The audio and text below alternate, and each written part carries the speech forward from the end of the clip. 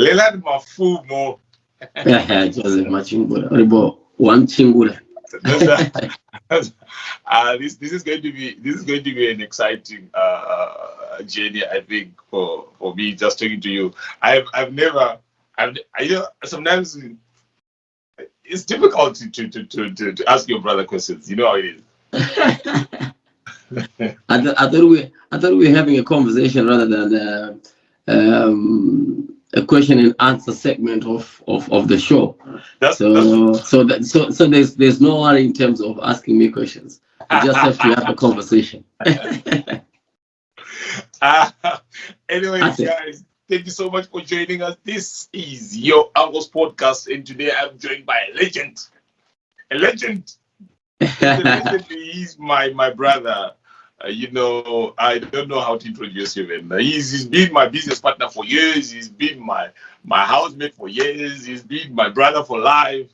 This is the guy who knows me in and out. So I want to say to Kule, the original Kule. This is the original Kule.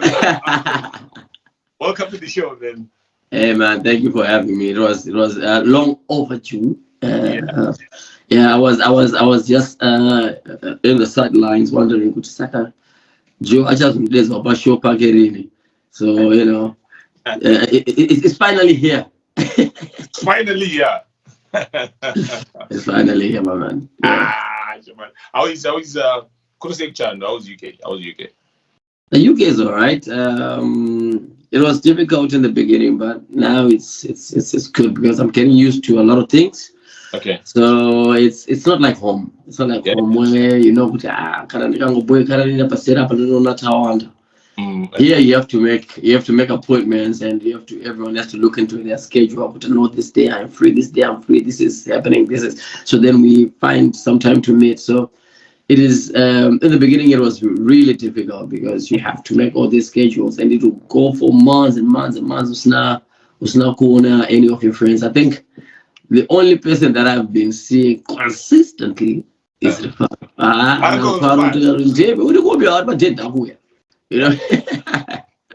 But with everyone else it has to be per schedule. You have to work with someone's schedule, which is very difficult. But now I'm used to the system. I know that's how it works, because here time is money, and money is time, and money that you spend doing nothing, you have to pay for it. That's it. Yeah, I think it's everywhere. Even when I came here, I struggled, bro. I think that would been depression for some time. Because I couldn't cope with the systems, I couldn't cope with the culture, I couldn't cope with a whole lot of things. Sometimes you just wake up in the morning and you want bread, then you get to the shops, they are still closed. Or it's a Sunday, you're coming from work or somewhere else, then you realize there's no shop which is open, you can't access transport and all these things. So it took me time to adjust and get used to the life in Cape Town. But now you know how it is. Wabo. That boy. Anyway, so Mazo, what's happening? Nothing much. Just the usual. Trying to keep myself busy. You know me. I'm trying to keep myself busy. When I came here, I looked at the only thing that I really know, which is the entertainment industry. How the entertainment industry runs around here, and it was an eye opener. It was an eye-opener. There are a lot of similarities from Zimbabwe, and there are different challenges that are here that are not found in Zimbabwe. And also coming to a realization that we've got a lot of art practitioners that are now based here in the UK. So that gave me a bit of an excitement, and I came up with a festival, and I did that festival last year. So this year we're going to do it again, but not as big and as robust as last year. So we have managed to get a couple of people that want to partner with us in terms of that festival. That's the other side of me. Then in terms of music, currently, first thing that I did when I got here, I just bought a small studio. When I'm going to set up young people, then when I'm bored, I am playing music like this. That's what I do when I'm home. So when I'm bored, I'm just making music. but not a lot of it is released. It's just for me to have a clear mind, just to get into things that are more familiar to me, so that I'm not stuck in the system where I lose myself. Because in this country, no lie, there's a lot of depression, a lot of loneliness. There's people are in these different places, and it's very difficult to find Zimbabweans that live close to you, or Africans that live close to you, and you end up, stuck in a system where it's 9 to 5, and you don't have that time to mix and mingle. That's why when summer comes, everyone is crazy. Everyone goes out because it's that time. So I decided, okay, for myself to keep saying, I need to have something that I can recognize myself in. So I just put up a studio, and when I'm bored, I just record music. If I keep it in my laptop, your music, your studio is your sanctuary. Is a place where you can jump in and you are comfortable. And I used to do it even on back home. You don't have any recording happening. You just go sit as boys, you start listening to music and inspiration, and suddenly you are recording, and you are just cooking something. So exactly. I think for creatives, it's a sanctuary. It's a place where you find peace, and your creative juices they work around the studio. Yeah, and I think for me as well, I think Joe, it is the one place that I could be crazy, and it'll still be normal. It'll still be normal, but yeah. So it was my one crazy place. I could do whatever I wanted, because it's the one place that I felt like this is where I need to be. I was having a conversation with Mark D, and Mark D was saying, we should spend more time in the studio, so we came up to a small part and say, okay, listen, we have to be in the studio together, twice or once a month, so that we have that normality running, so that's what's been up with me. So it's quite interesting. I've met a lot of people, a lot of amazing people last year, when we had that festival. We had friends that we worked with in our first project, but people that helped us shoot my video essay. I work with a lot of artists that are now based there, Anamama base, Anachungi Tsikrai, Anangoni Kamarami. And it was really good. It made me feel, like, okay, I think I can rock with this. So, but Leo, just to cut you off, sorry to cut you off. People don't understand what happens with the artists. Which at one point, you're at a certain stage in life, then suddenly everyone seems like they are busy with life, especially the OGs right now. You know what I mean? We are not as active as we used to. What really happens? Because I'm saying it's a chain which happens most of the time. Just a few artists remain in the mainstream, and they have to push harder. But most guys, they just sink into a certain in a certain curve, or they start doing other things. Yeah, so I think I'll go back to, this is my own description of what the music industry is. So the music industry is it's in my head, it's set up very differently. It's set up very differently. Music is a game that is played with age. Yeah.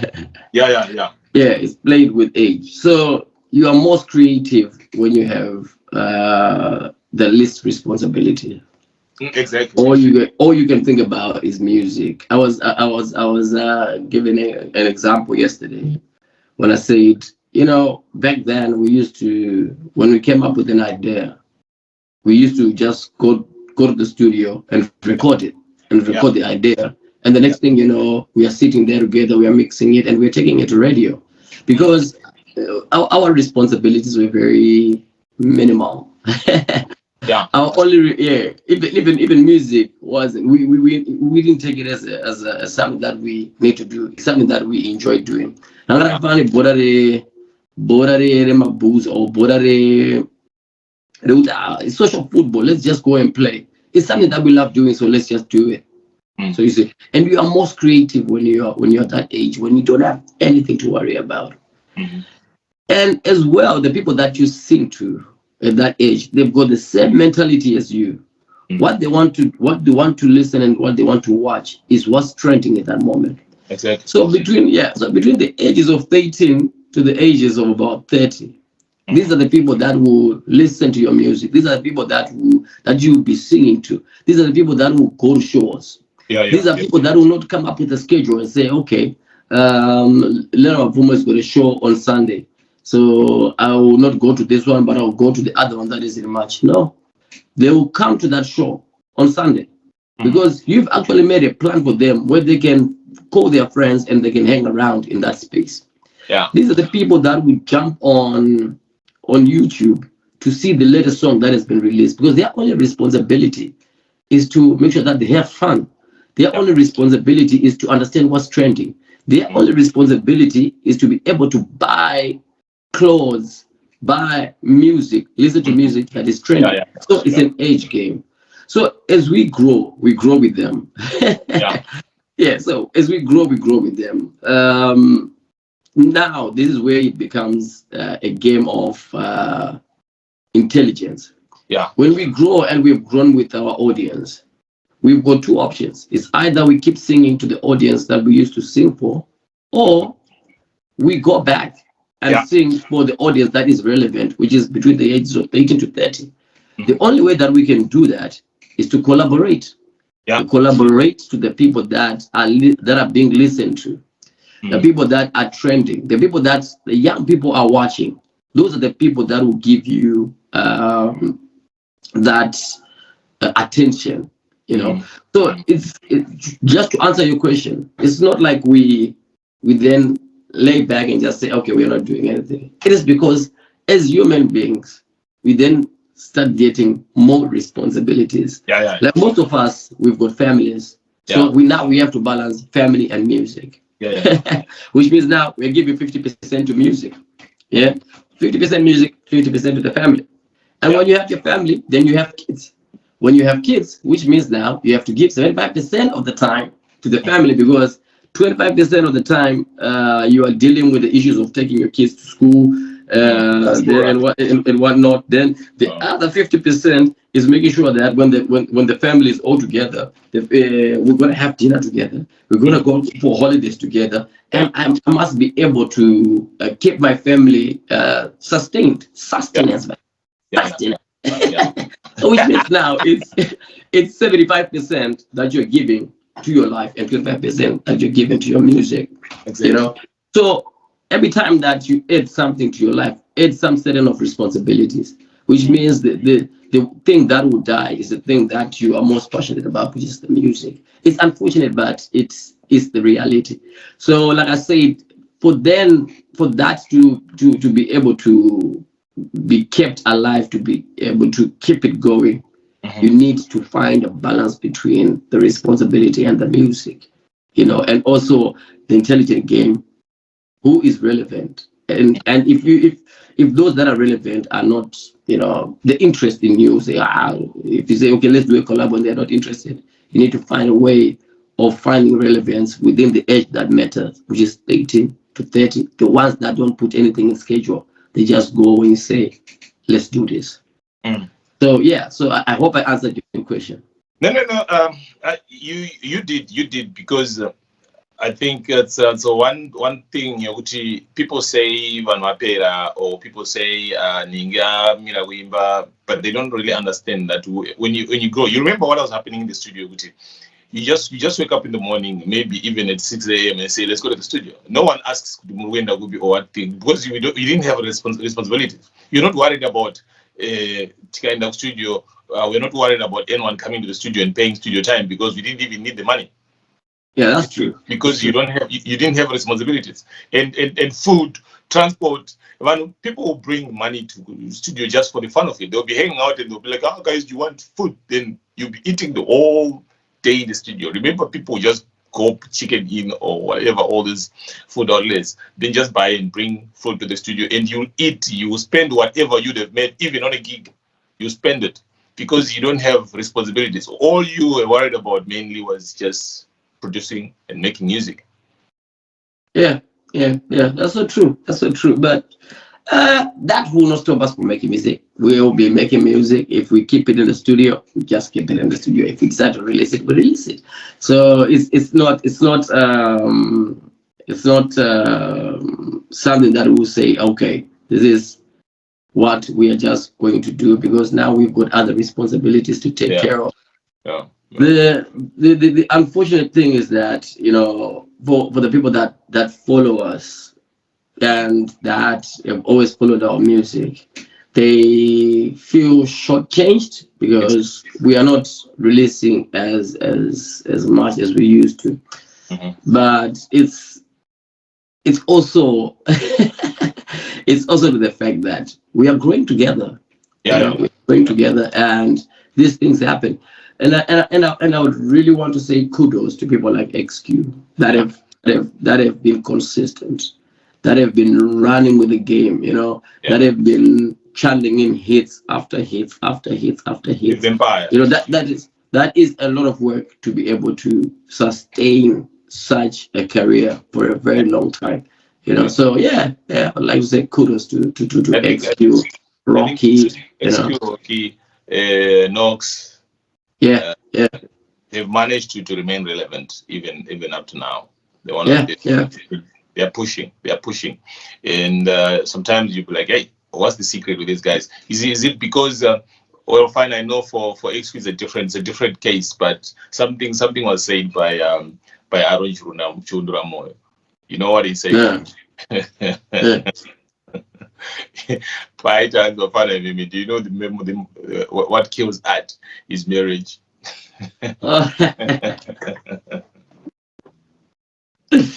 Yeah, but it's a catch-22, isn't it? But I don't think it's marriage that kills art. It's responsibility. It's with responsibility, because you cannot then say marriage kills art, you know, because if marriage did kill art, then we wouldn't have a single artist that is married, that is producing music, that is doing art. So that is, to a certain extent, it's not true. It's not true. To a certain extent, it's not true. To a certain extent, it's true. Because remember Leo Guti, but there are days when we go to a gig, right? Then I remember specifically the gig we went to. I think we went to Mtare but then when we're driving back, we didn't make money. I think most of it's either the promoters they ran away with the money, or they paid us just the transport, or something happens along the way. Or you know how it was with these promoters. Sometimes they were like, no, when you come here, guys, we'll give you your full performance fee. Then they will send transport, man. Then we'll put fuel. Then we drive. You remember the days when we used to go with even the Cressida or the Toyota Corolla there, Rusty. Then we go. Drive to Tare or whatever. Then I remember specifically on this other day, we came back. It was Monday. We didn't have rent money, and we're coming from a gig. Do you remember where we said it was you, Trevor, I think Max or Shinsoman? I remember. I remember we had a gig in Mutare. It was right bang at the end of the month. And I don't think it was past the Christmas the pass. But it was one of those places that we used to frequently go. So we had our gig. We finished our gig. We went to the hotel and chilled. Yeah. But because we had to be back in Harare in time, because I loved to go to church. We both love to go to church. We always so we had to make time for church on a Sunday. So we did our gig and we finished and we went to our hotel. And in the morning, we then went back to the venue so that we can get our monies. But when we got there, we were trying to call the people, but the numbers were not going through. We tried to speak to the people that were at the venue, and they were saying, no, you should wait, because you know what, they will come later. They will come after one. But because we had other commitment that we needed to rush to, we then decided, okay, let's go. But on our way there, we kept, talking about what what was waiting for us, because I think because it was bang at the end of the month, we needed to pay our rents. So I think it hit us hard when we got to Harare. I think by Eastleigh, it was Eastleigh. Yeah, it was Eastleigh, close to Eastleigh Flats. Yeah. Eastleigh, close to Eastleigh Flats. Then we just stopped the car and we sat there. And we just started talking like, but boy, let's go somebody. Let's go somebody. I'm gonna beg you. I would have promised somebody to go any money. But yeah, it was an episode in the day of an artist at the end of the month. But I'm glad we are here. We're here and we're talking about it. It just goes to show that there are bad days, but they shouldn't take you down. You should just go one day at a time, and they'll just be a memory, and you'll laugh about it one day. You're laughing about it, but I know that day it wasn't fun. But we were like, hey, I know it wasn't because we had to pay rent. Like I said, it's responsibility, isn't it? When such responsibilities come, it's very difficult to find joy in anything that you're doing. Very difficult, but yeah, we made it through. We paid rent, and we stayed where we were staying, and we're not kicked out. Which is a positive, yeah. That was one hell of a day, I think, because sometimes not was God, but I should be give up on this, but now you can't give up on the passion, because no. That wouldn't have made us to give up our music, because we all had our parents' houses that we could have gone back to. Yeah. And that was an option, but we were bold enough to say, okay, we didn't have it. Told our landlords we don't have the money at the moment, but definitely there's another gig that's coming. The fortunate thing is that the following week we had a show in Guerrero. Yeah. We had a show in Guerrero the following week. Was it the one you did that other boarding school? What's the boarding school? The one we did with White. DJ White. That's the one. That's the show that we had the following week. And the good is it the one we ran away from? You remember we had to disappear from the stage because these college girls were like coming, bro. No, I know. Well, what's up, a fighter, Joe? But anyway, so but anyway, yeah. So the good thing is that we had another gig the following week. So the money for that settled what was troubling us. That's the thing about the entertainment industry. Mm-hmm. The entertainment industry is not it's not like your 9 to 5. Yeah. It has its good days, it has got its best days, it's got its bad days, and it's got its terrible days. Yeah. Because one thing that is certain is that our industry does not have the security of when you decide to retire that you have a pension. Yeah. Because our monies are very erratic. They come they come as to per demand. Yeah. If you're popular, then you get paid. If you're A-list, then you know that you've got a constant flow of shows. If you're B-list, you know that you have some certain of consistency, but you've got gaps. If you're C-list, when they've done with the A-list, the B-list, and the C-list, then they come to you. Yeah. So because of that, our work has to be consistent. It becomes very difficult coming back to what we were discussing. When you then grow old and you've got responsibilities, what do you then do? Because now you have to take care of the family. That's when music becomes secondary, because you need to have something that will sustain the family life, you know. So it's very difficult. It's a challenging career. So for young people, I think I'm gonna give this as advice for young people. When the limelight is on you, the most important thing to do is to put a pin on the board. Put a pin on the board and say, this is where my focus is. This is what I'll do after the limelight is moved. Because the limelight will always move. It will shine on you on one time. There's a kid that is out there that is studying how you do your music, how you write your bars. Then they will polish it up and they will make it better, and they'll come and take your place. That's just the nature of things. It's the nature of music, the nature of entertainment. You know, so you need to be wise and say, okay, I'm gonna put a pin on the board. That's where my focus is.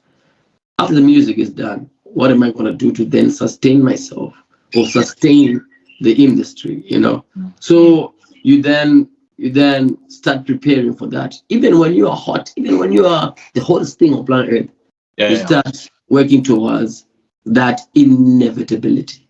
That's that true. moment, because you know, like I told you, when I came here, I started looking at the entertainment industry, how it runs, how the entertainment industry is structured here.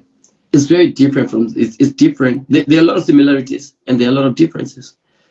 Like here in the UK, you find that rock bands right now, they still tour. They still do big events. American artists, R&B artists, they still come here and they do events, but they are not as big as the rock bands. They still tour, you know.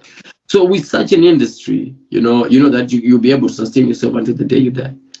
But in an industry like Zimbabwe, where it's dog eat dog and we run with whoever is very popular at that moment, you have to find something that will then sustain you after the limelight is moved to another artist. Other artists, you know. So so it's important to have that. Always have it in your mind, in the back of your mind. Start working on it now.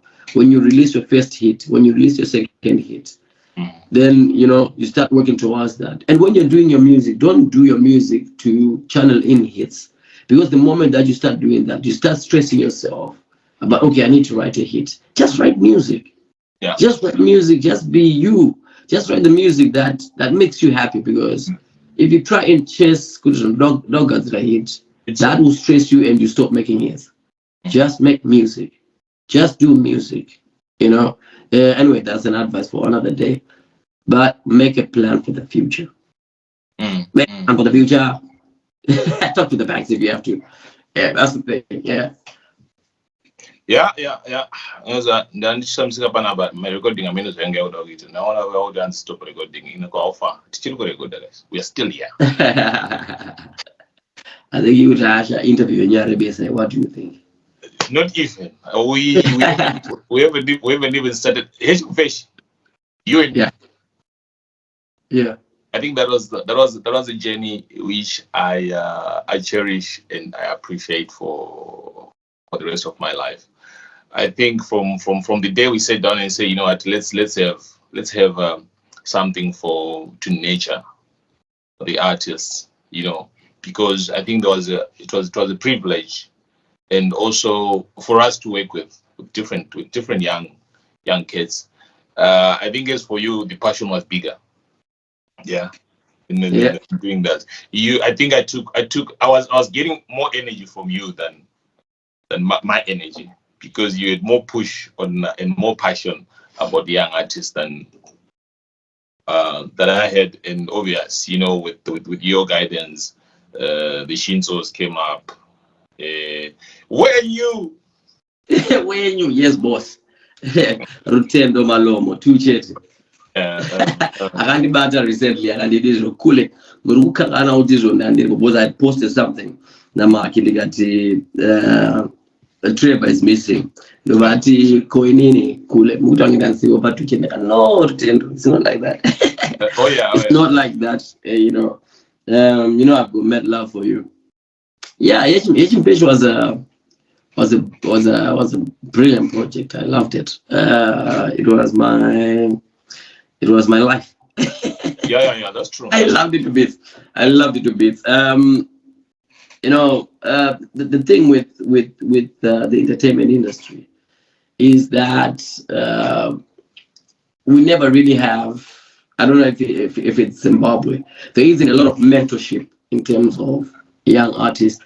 We don't believe in giving some of our knowledge and our direction to other artists that are coming. We always see them as competition. But for me, because of my background, where I came from where music was taboo, because my mom was an educationist. Education was key. Education was key. So the entertainment industry was very shunned upon. But I always had support from my grandma. Always said, "No, Leo, just go and do this." So it was like a long journey. I need to do music. I met friends along the way, friends like Anna MC Villa, Anastasia. Yeah. Then we formed groups, and groups broke, and we then in that journey we then met producers that saw the talent that we had, that saw the passion that we had, and they took us in. Producers like Delani Makalima, they took us in and said, "Listen, this is the direction that you should take if you want to do music. You should do A, B, C, D." So because of that basis, I never then looked back. I knew that if I was going to make it, 10 people will have to make it from me. I have to make sure that I help another kid, I help another artist to make sure that they make it as well. Because the journey of an artist is a very lonely journey until they make it. The moment that they make it, there'll always be people that will be around you that will say, or people that will say, "Listen, I can do this for you." But before that happens, it's a very lonely journey. We need people that can mentor us. We need people that can give us knowledge that we do not have, because there are certain small details that are in the entertainment industry that you will not know, because your thing will be making music, making sure that the music is out there. But there are certain smaller things that are very important in terms of securing your future, like what I was talking about. Making sure that you don't get in trouble with institutions. Remember when we were doing shows and we were told that you need to go to the censorship board and become a member, and we were like, "What the hell is a censorship board?" To censor what? Who is the hell is censorship board? But we didn't ignore it. We took the advice. We went and we looked for the censorship board. We sat down. I'm forgetting the name of the elderly gentleman that helped us. Then he said, "You know what? A lot of artists ignore these things, but at some point these things will be important to you, because you have a grievance that you will need the censorship board to come and say, okay, it will stand with you." Then we joined it, and the money to join was very. I think it was like $5. And we had our certificate and whatnot, and we became members. So small things like those, when they come knocking, the law is the law. If they take you off stage and say you are not a member of us, then you cannot say no.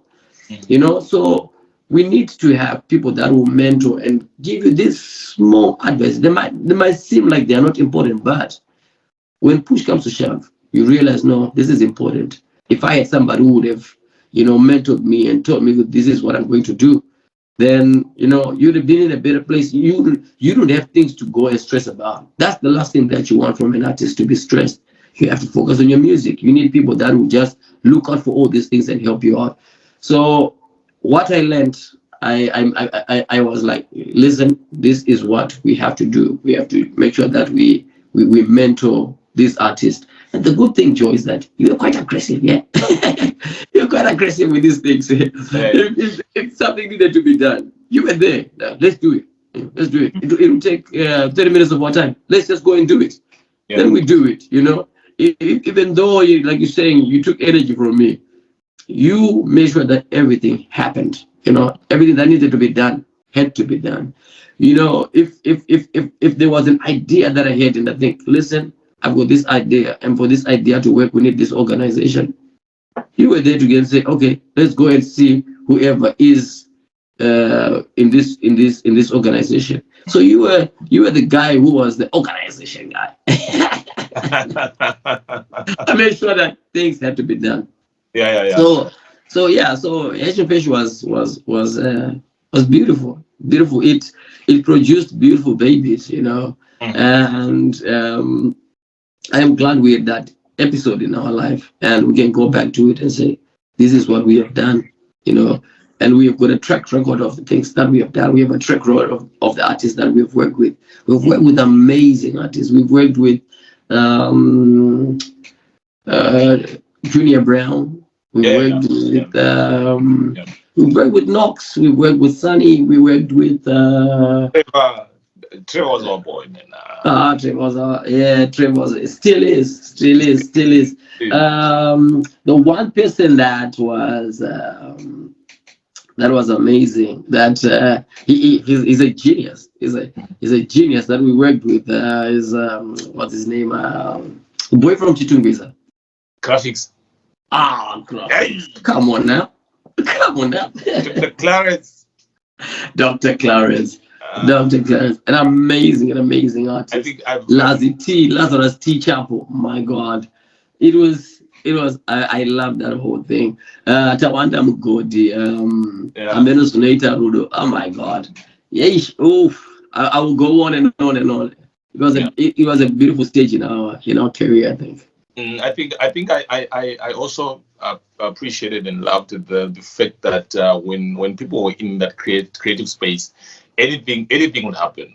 You know what I mean? Yeah. In terms of creating music, and everyone came with an idea. We had different brains around the studio, where someone would chip in this. You want a hook master, you know, you like do that my verse, do that, you know, and yours always naughty. You know, you do all these things. So for me, I think the different energies, a lot of energies which were around us, it pushed us, you know, to do things. And I know usually I was the guy who, like what you said, who made things happen with that aggressiveness, because we believed in ourselves. We believed that we can knock any door, and we did. Yeah, doors were knocked. Even our door was knocked, because I remember when record labels from South Africa were starting to come, recognizing what we were doing, wanting to be part of the projects that we were working on, which was an amazing moment for us. The only thing that I regret is that it ended before we fulfilled everything that we wanted to fulfill. We wanted to put a billboard. You remember the billboard which we said we will erect one day from the on Airport Road? Oh yes. I remember all those things, you know. But you know, every journey is sometimes it's not yours to finish. Some people have to finish it. And I feel like, you know, in Zimbabwe, there's a lot that still needs to be done in terms of putting structure and having an entertainment industry that works for the artists. Exactly. Yeah, I hope we get to a point where we don't applaud pure hobby, but we look for opportunities where we are given the road so that we can learn how to fish, and how we can learn how to make ourselves sustainable. Because right now the industry feels like it's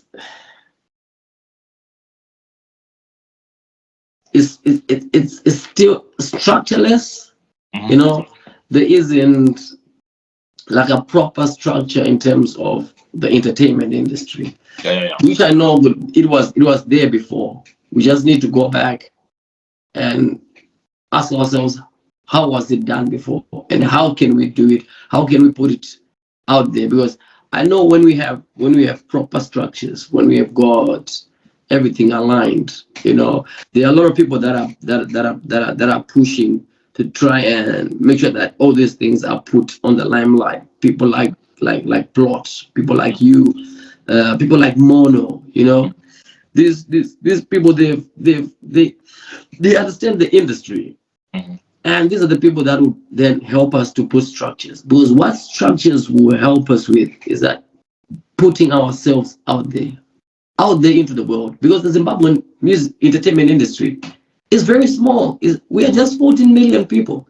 And of those 14 million people, a small percentage of those people can afford internet, can afford to buy data, They can afford to watch a 3-minute video on YouTube and go to the next one and just let everything keep on rolling.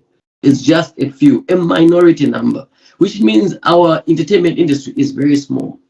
When we have structures, we've got people that are looking into this saying, we need a second market. Our target is on a second market. How do we get to a second market? We are not even looking at a second market that is America. America is flooded, man. Everyone's trying to get into America. America is tapping out of America. Exactly. Our second market is not the UK, because the UK has got its own gatekeepers. Our second market will start small. We'll start with Botswana, Zambia, Malawi, Mozambique, South Africa.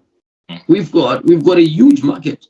From there, we are shooting from that region. We are moving to the next region, so that our artists can grow, because we've got amazing talent. We've got artists like Natio, artists like Nyasha David, artists like K Chaps, Kiki Bad. Kiki Bad. We've got all these youngsters that are coming that are brilliant, that need a second market.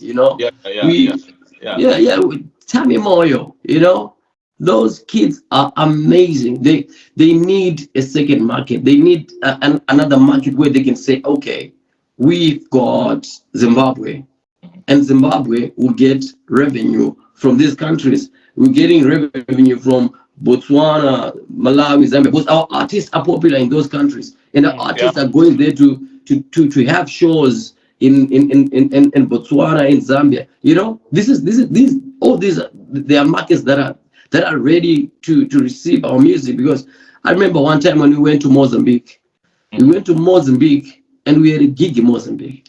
Funny thing is, they knew our music. They listened to our music. They sang along to our music, which means that was a market that was never really exploited. So we need to have structures so that we can then go back to those markets and say, our artists are coming there, and the artists, they've got the backing of the Ministry of Arts and Culture. They've got the backing of the business community. They've got the backing of Zimbabwean audience. So when they go there, they're going to bring revenue into the country, because the Ministry of Arts and Culture, they know exactly what they're going to do. They are going to represent Zimbabwe as a brand. They are going to make revenue for Zimbabwe, and they'll be able to pay taxes, because they'll be able to pay taxes because they are being backed by the ministry itself. There is a cash flow that is coming into the country. But for as long as we don't have structures, Zimbabwe will always be our market, and our market is very small. Because if you look at what we consider as big, is when one hits 1 million views. 1 million views. You say, oh, that was big. But if you look at other countries, that is a minute number. That is a number that one can reach in one day. In minutes, in minutes. You see, we've got artists that see Zimbabwe as a second market. Makadzi sees Zimbabwe as a second market. South Africa knows it. South Africa to Zimbabwe, that's their second market. That's where they go and make their money. We need to think in that way, that we need structures, and these structures need to drive it in a position where we've got second markets where we can market our music. So we still got a long way to go, and we still have to build a proper industry that can run. We still do, and I think we made one promise to you. One day we'll go back to Zimbabwe and sit on the board of National Arts Council. That's you and me. We said that. And the other thing is, we said we'll live up to 80. Was it 82, 83? Right? Yeah. And, we will still be doing music involved one way or the other. Yeah. I know. It requires a lot of energy. By the time we reach 83, hopefully we would have managed to do some of the things that we had pinned down and say, this is what we're gonna do. Yeah. And what's happening with I think you have made or helped amazing artists you have been working with after Heshi Mfeshi. Then you started doing other projects, and you have got one project which I feel, in fact 2 projects which I feel they are masterpiece projects. Nyasha David, Mangwiro 5. Future 5, they are amazing artists. They are amazing artists in their own right. And with Nyasha David, his writing and his vocal ability is amazing. From the first time I heard him, I was like, I want to work with this kid. It was an talent stage program. And I said, I want to work with this kid, I remember he was wearing a black leather jacket, and he sounded amazing, but he was very nervous. And I read that the moment that he opened his mouth and started singing. So something happened, and I said, no, we need that kid. We need him on our side. Future 5 Mangwiro, I heard them again on the same talent stage program, Dreamstar. And it was the first year that I heard them. I said, these boys are good. But then, because we were doing different auditions in different provinces of Zimbabwe, the Harare semi-final was happening, and the Bulawayo semi-final was happening at the same time. So I went to Bulawayo. When I went back to Harare, this then said, 3-5 Mangwiro have got out. I sat down with Steve. He's a visionary, the man. I sat down with Steve and I said, Steve, that group 3-5 Mangwiro, where are they? How come they went out? He said, oh no, they didn't do very well. I said, no. We need to look for them because they are good. So he said, no, but they went out, the judges thought they were not that brilliant. I said, no. We need to find them. But I looked for their numbers and the forms that we used to fill, but I couldn't find them. Shit. Then the following year they came back. And I saw them and I said, these are the boys. These are the boys that I was looking for you guys, I was looking for you guys, and I told them I wanted to work with them. So their journey has been amazing. They've been growing from strength to strength, and I feel like Future 5 Mangwiro, they can do more for Zimbabwe in terms of, if you listen to their music, it's very vocal. It's very vocal, and it's minimalistic. They've got a guitar, a drum, and a shaker, and voices. That is amazing. It's something that we need to take out of Zimbabwe. We need people that will sit down and say, let's take these boys to a festival. One festival, we give them everything that they need. We push for them to go on to a festival. We sit down with Fusion 5 Mangwiro. We say, these are the pieces that we are going to perform. This is how we are going to perform them.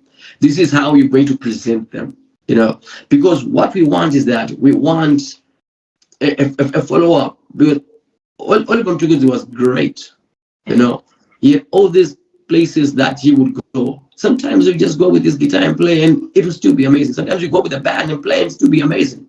Yeah. I feel we've got the same exact talent in Fusion 5 Mangwiro, but it needs to be supported It needs to be pushed in the right direction.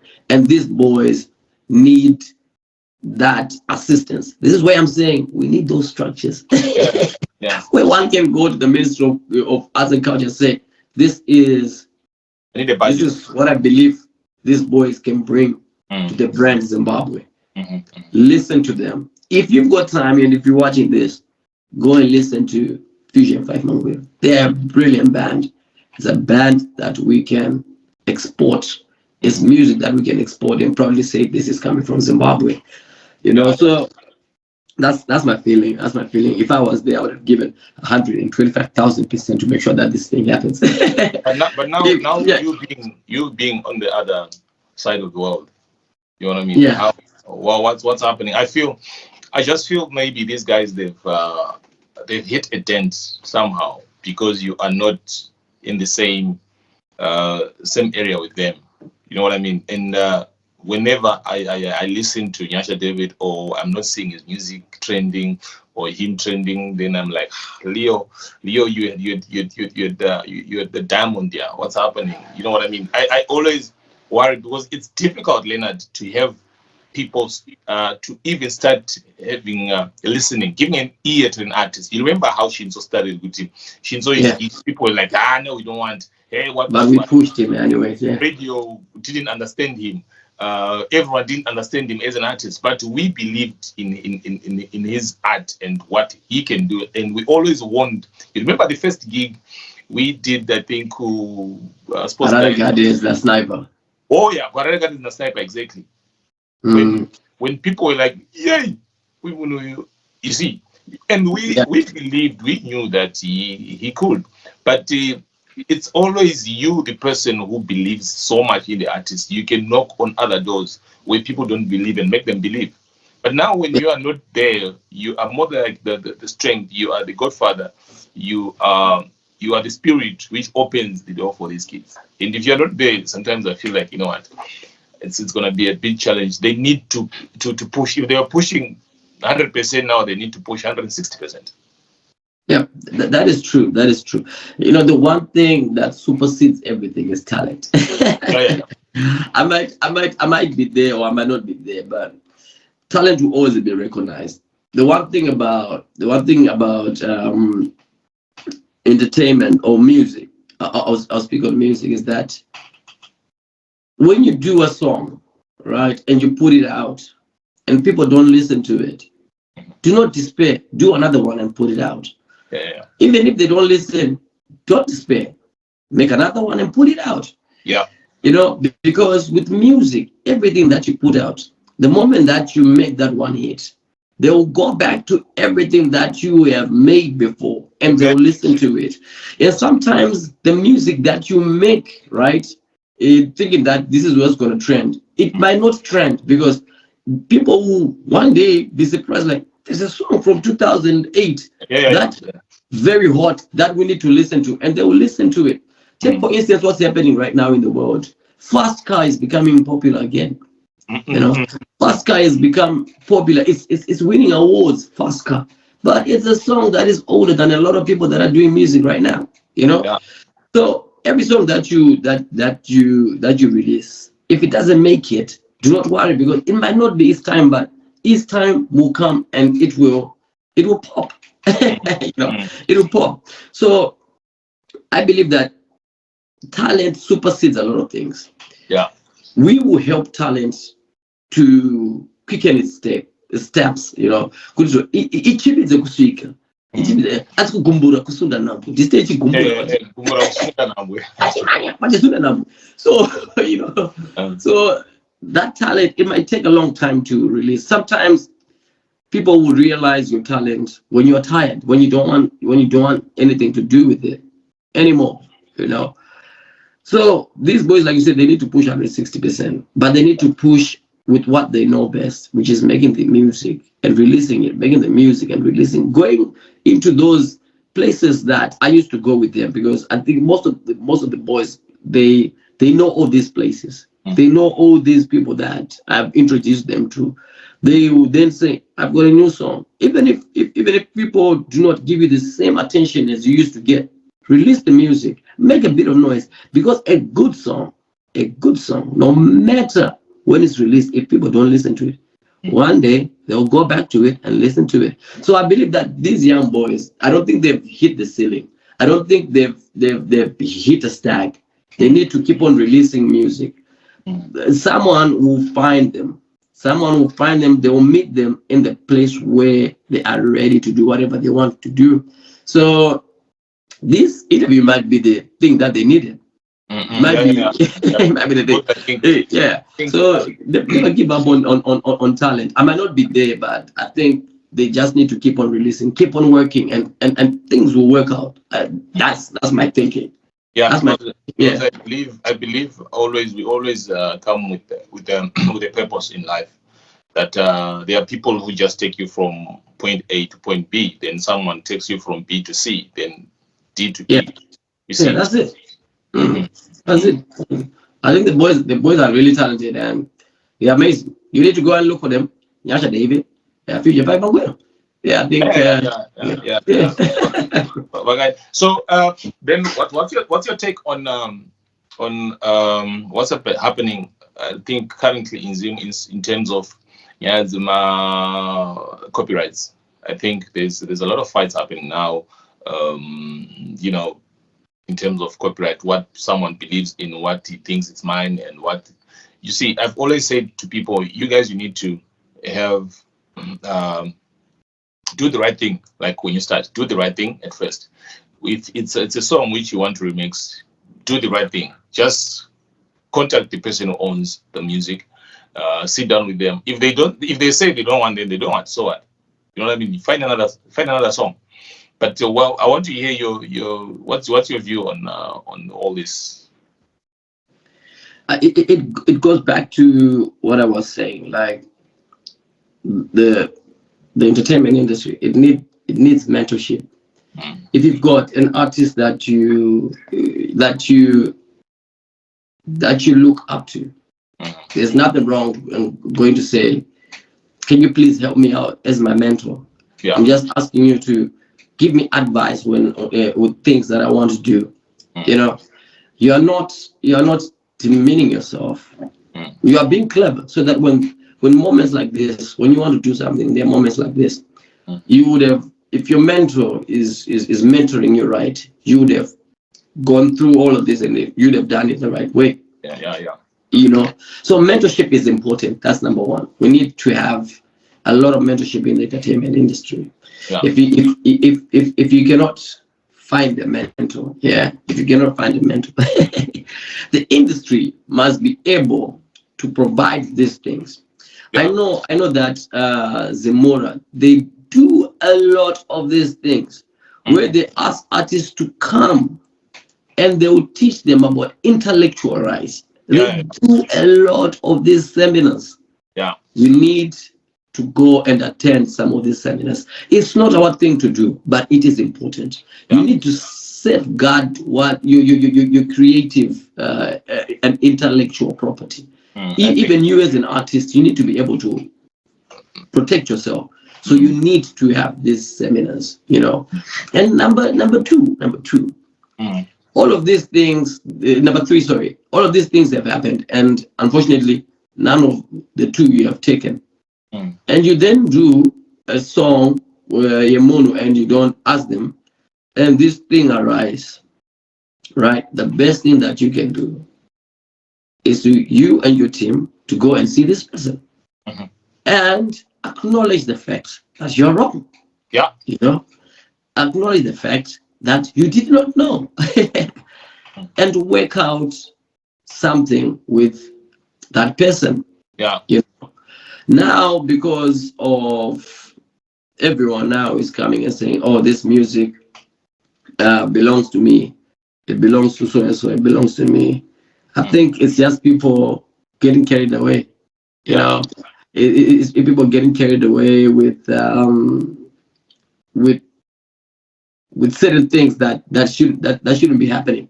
Let's look for ways of dialogue before we take down stuff. Let's talk, because it's the entertainment industry, and our cake in Zimbabwe is very small. It's too small. It's too small. Let's sit down. If you feel that you've been wronged, let's sit down Let's talk. Let's start with that first. If that doesn't work, then let's take down the music.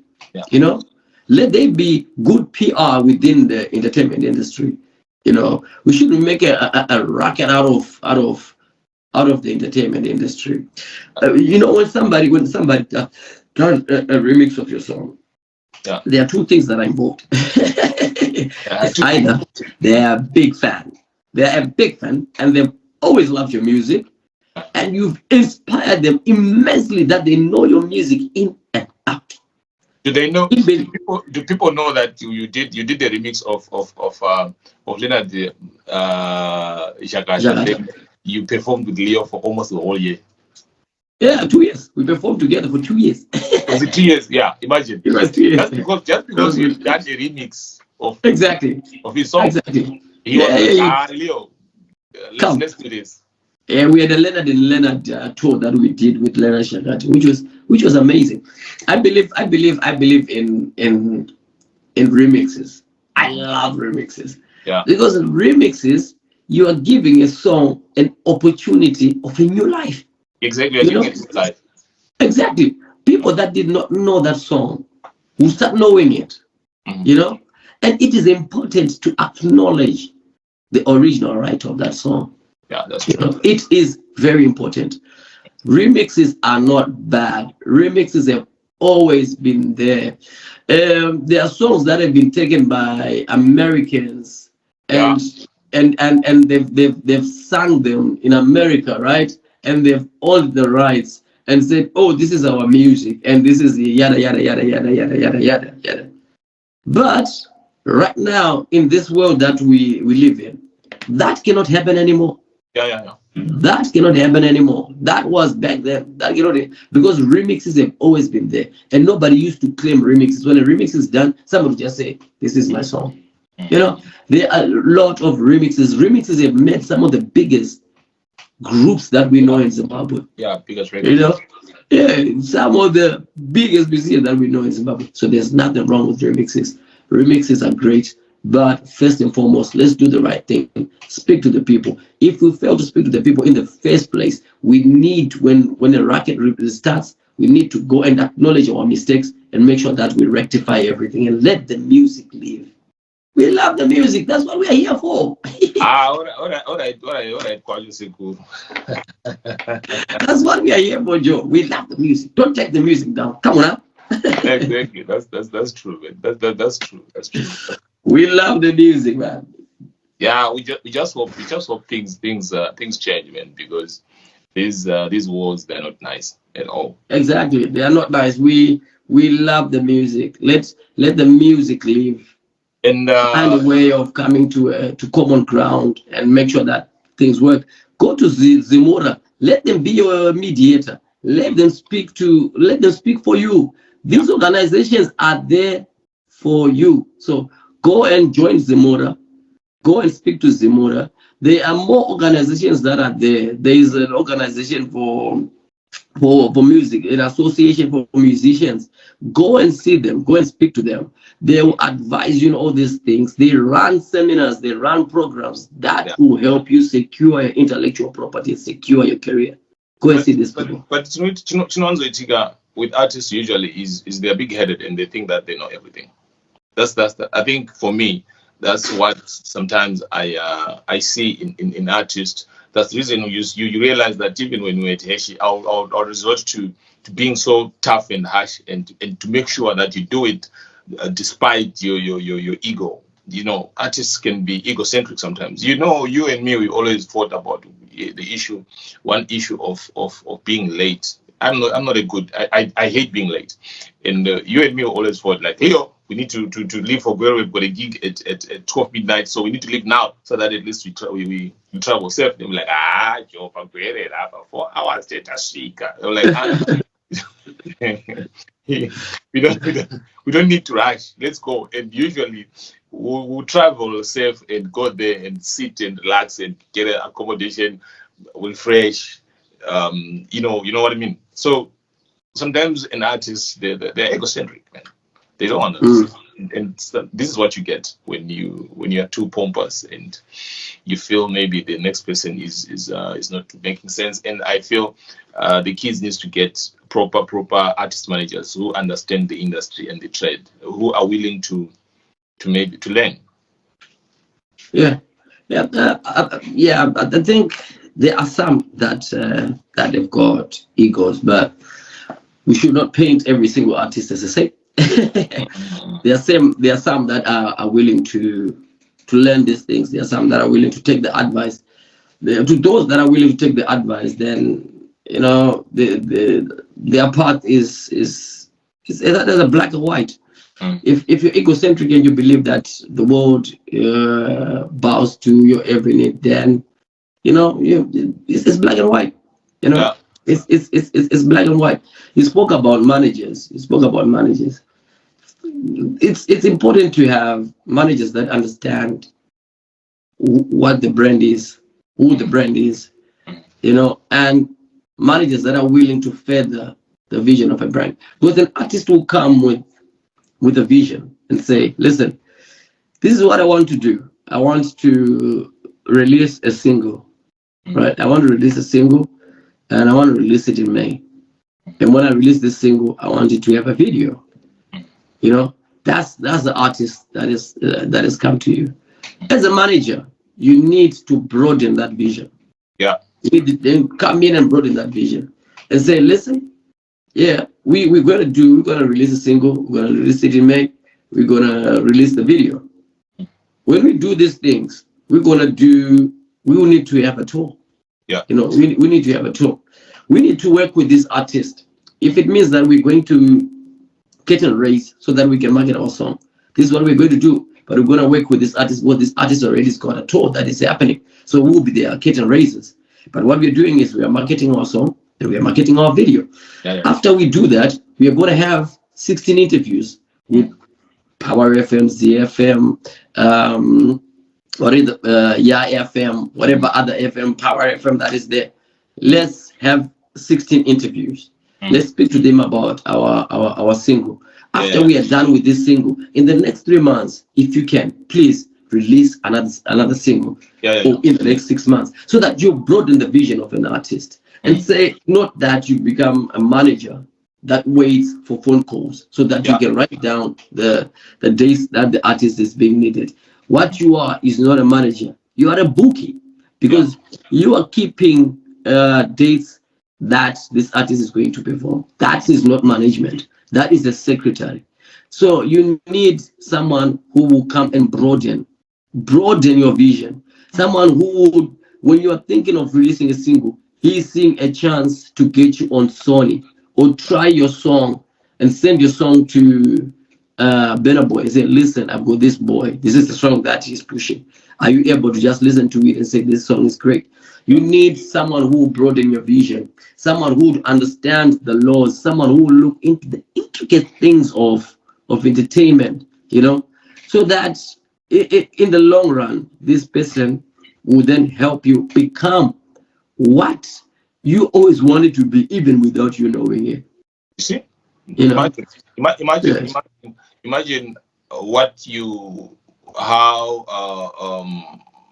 how you are interpreting all these things. Then I was acting as your manager. I was your manager for all those years.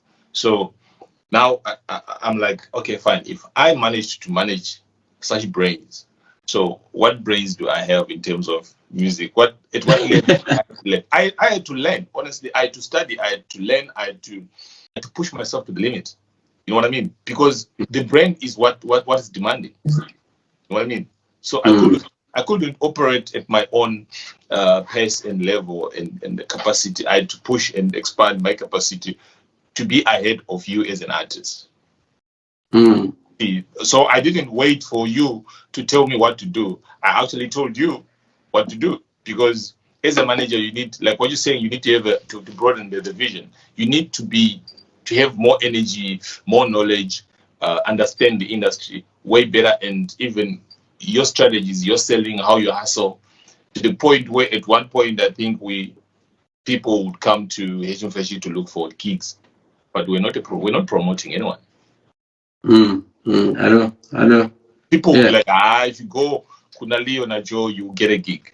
Because they knew that we would hustle, we would stand up and hustle for gigs.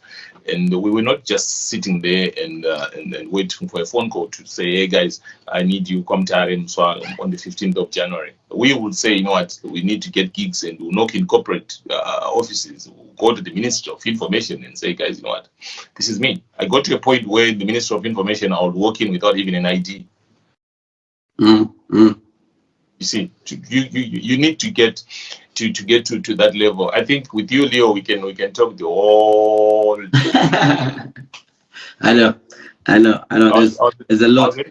Like I said, there's a lot that we haven't fulfilled. That we might end up talking until we are 83. No. We have to change. We have to change the narrative. We changed the narrative before. I think we still have a lot to offer to the industry, and it's either through our brains, whether we are there in the industry or directly or indirectly, but somehow we need to get involved. And I pray, for me, I pray that we will continue changing the industry, especially at home. Yeah. That's so true. That's so true. We can play our small part, and as long as charity as the room so we need like you said, we need to change the industry. But for us to be able to change the industry, we need to have colleagues, people that are willing to also come and change the narrative of the entertainment industry in Zimbabwe, because it's a mammoth task. It's a huge task. It's a huge task because our industry is everywhere. There are people that are doing phenomenal work. There are people that are doing phenomenal work in other entertainment industries in other countries, and these people are Zimbabweans. There are people that are executives in some of these record labels that manage artists like Ed Sheeran and them, artists that manage Kanye West and them. We've got producers that are making music for the biggest artists in the world, So it is a collective idea that can only help the entertainment industry in Zimbabwe, where one is proud to say, okay, I am going back home. I'm gonna run a recording marathon for Zimbabwean artists, and I'm gonna take 25 songs that I would have produced of Zimbabwean artists, and I'm gonna make sure that I give one to Beyonce, I give one to this person, I give one to this person, and you have backing from the corporate world to say, okay, if you're going to do this, we're going to support you, and we're going to make sure that if you want to go there and if this is needed, we will be putting A, B, C, D, and our brand has to be represented. And the ministry is saying, yeah, if you're going to do that, we're going to help you, and we're going to make sure that if you want help from the Zimbabwean government, we'll help you in this way and this way, so that it is a collective. It is a collective push. It is a push with one vision to put Zimbabwean entertainment industry in the forefront. And I think we can do it. We've got artists that have done it. Artists like Rosanna Miller. Yeah. Amazing. Our industry at some point was looked at. What happened? When we started, Channel Law used to come to Zimbabwe to get what content. Exactly. To get content, So what happened? So we need to find out all those things. We need to put structures that will work in making sure that all these things come to play. Our film, our theater, our comedy, our music, our drama, our literary arts, our crafts, all these things, they are amazing.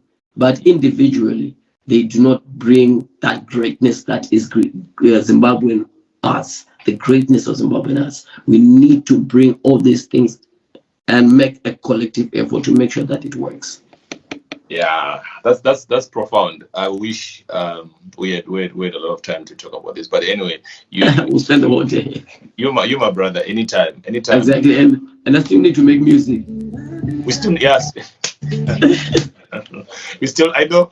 Possibly people would have expected you and me to talk about the early days of urban groups and that. But I think let's take it to the next episode when maybe we'll sit down.